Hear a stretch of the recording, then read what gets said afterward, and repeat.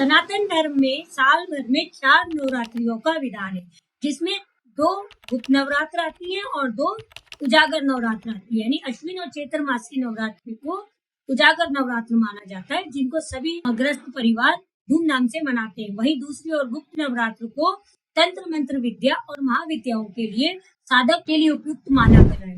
गुप्त नवरात्र हर साल आषाढ़ महीने की प्रतिपदा यानी शुक्ल पक्ष की प्रथमा तिथि से प्रारंभ होती है। जो आज हम बात करेंगे इन गुप्त नवरात्र की सप्तमी, अष्टमी और नौमी तिथि पर ऐसे कौन से उपाय कर लेने से हमको साल भर नजर दोष का सामना नहीं करना पड़ता।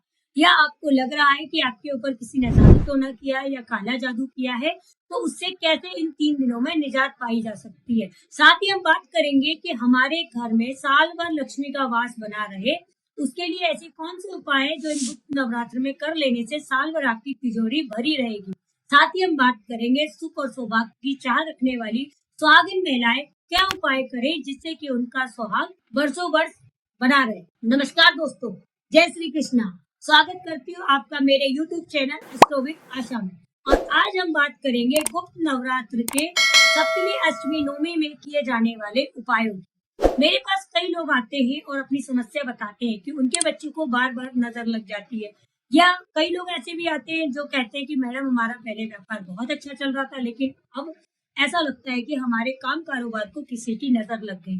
साथ ही कुछ विवाहित जोड़े ऐसे भी आते हैं जो ये कहते हैं कि पहले तो उनका ग्रस्त जीवन है बहुत अच्छा चल रहा था, लेकिन आजकल उनको ऐसा महसूस होता है कि शायद उनके वैवाहिक जीवन को किसी की नजर लग गई। तो अगर आप भी ऐसी किसी समस्या से ग्रस्त हैं, या आपका छोटा बच्चा है और रात को चमक कर उठकर बैठ जाता है या रात भर रोता है, या आपको लगता है कि बार बार उसको हर बार नजर लग जाती है और हर बार उसकी नजर उतारनी पड़ती है, तो सप्तमी, अष्टमी, नौमी गुप्त नवरात्र में करें ये उपाय और साल भर आपके बच्चे को स्वस्थ रखें।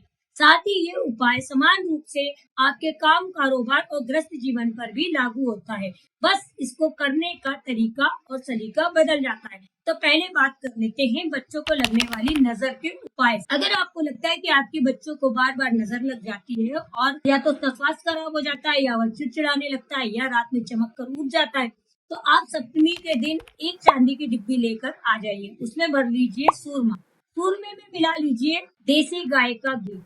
अब इस डिब्बी को अपने बच्चे के ऊपर से 7 बार उसार लीजिए। 7 बार क्लॉकवाइज उसारने के बाद इस डिब्बी को आप रख दीजिए ले जाके घर की छत पर। रात भर उस डिब्बी को घर की छत पर रखे रहने दीजिए। अगर आपके घर में आप किसी फ्लैट में रहते हैं और छत नहीं है, तो इसको बालकनी में भी रख सकते हैं। रात भर इस डिब्बी को बालकनी में या छत पर रखे रहने दीजिए और सुबह प्रातः 11 बजे के पहले इसको ले जाकर किसी सुनसान जंगल में या सुनसान जगह में दबा दीजिए। और ऐसा करने के बाद आप यकीन मानिए कि आपके बच्चे को साल भर नजर दोष नहीं होगा।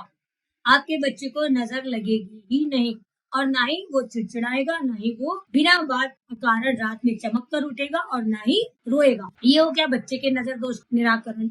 अब अगर आपको लगता है कि आपके काम कारोबार पर भी नजर लग गई है, तो आपको वही करना है। एक चांदी की डिब्बी में लेकर आनी है सप्तमी के दिन, उसमें भर लेना है सूरमा। सूरमा में मिला लीजिए देसी गाय का घी और उस डिब्बी को बंद करके माँ काली का जाप करते हुए या माँ काली का नाम लेते हुए उसको माता रानी के मंदिर में रख दीजिए। यानी आपके घर के मंदिर में माता रानी की पूजा स्थल है, उस पे रख दीजिए। और अष्टमी के दिन सुबह उठकर 3 नीले फूल लेकर आ जाइए।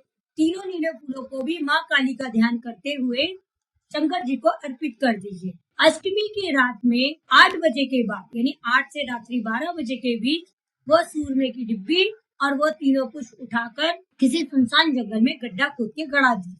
और यकीन मानिए, इसके बाद यदि आप पर कोई टोना टोटका हुआ है, या आपको ऐसा लगता है कि आपका व्यापार को किसी ने बांध दिया है या व्यापार पे किसी की नजर लग गई है, तो त्वरित ही आपको इससे लाभ मिलेगा।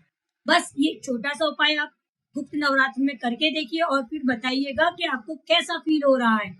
अब बात कर लेते हैं ग्रस्त जीवन पे नजर की। तो ग्रस्त जीवन पे नजर अगर आपको लग रही है और आपको लग रहा है कि पहले तो आप दोनों पति पत्नी में कोई विवाद नहीं होता था, लेकिन अब आए दिन जरा जरा सी बातों पे आपको घरेलू कलेश का सामना करना पड़ रहा है, तो इसके लिए आपको करना क्या है, आपको लेकर आनी है चांदी की डिब्बी और उसमें रख लेना है कोयले का एक टुकड़ा।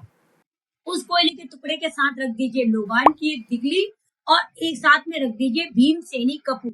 चांदी की डिब्बी में ये तीनों चीजें आप बंद करके रख दीजिए अष्टमी की शाम को, और माँ काली का ध्यान करिए और थोड़ी देर पूजा स्थल पर आग बंद करके अपने निमित्त आप याचना कीजिए। उसके पश्चात नवमी के दिन सुबह उठकर इस डिब्बी को किसी बहते जल में प्रवाहित कर दीजिए। यकीन मानिए आपको ऐसा करने से त्वरित लाभ होगा, आपके घर में चल रही कलेश शांत होगी और पति पत्नी में आपसी सामंजस्य बन जाएगा। साथ ही अगर आपके वैवाहिक जीवन को किसी की नजर लगी है तो नजर तुरंत ही कट जाएगी। ये नजर दोष से संबंधित उपाय होगी। अब बात करते हैं कि गुप्त नवरात्र में ऐसा कौन सा उपाय करें जिससे हमारी तिजोरी साल भर भरी पूरी बनी रहे। तो आपको करना क्या है, गुप्त नवरात्र की सप्तमी के दिन माता लक्ष्मी का एक ऐसा चित्र लेकर आना है जिसमें माता लक्ष्मी कमल के आसन पर विराजमान हो और उनके हाथ से सोने की मोहरें गिर रही हो। ऐसी माता लक्ष्मी के चित्र को आप लाके अपने पूजा स्थल में या मंदिर में स्थापित कर लीजिए और साथ में ले आइए कमल का फूल। उस कमल के फूल को माता रानी पर ओम महालक्ष्मी नमः, ओम महालक्ष्मी नमः ऐसे जाप करते हुए अर्पित कर दीजिए। और सप्तमी के दिन ये उपाय करने के बाद, यह उपाय आप सुबह से लेकर शाम तक कभी भी कर सकते हैं। अष्टमी के दिन प्रातः स्नान करने के बाद उस कमल को उठाकर आपके तिजोरी में रख लीजिए।